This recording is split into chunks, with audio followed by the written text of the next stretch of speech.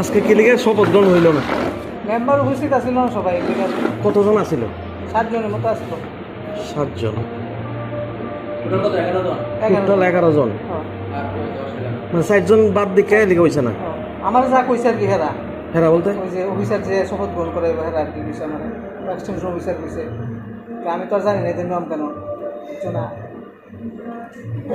Extension officer কইছে যে সব না আইলে শপথ গ্রহণ হইতো না। আচ্ছা, তাইলে আমি হেরা জানা দিছি মনে আর কি, আর কি তো জানো মানে আমার তো নিজের ইচ্ছা কিছু করার মতো ক্ষমতা নাই। আচ্ছা, যেই 4 জন আইছে না তার নাম দিয়ে একটু কোন যাবনি?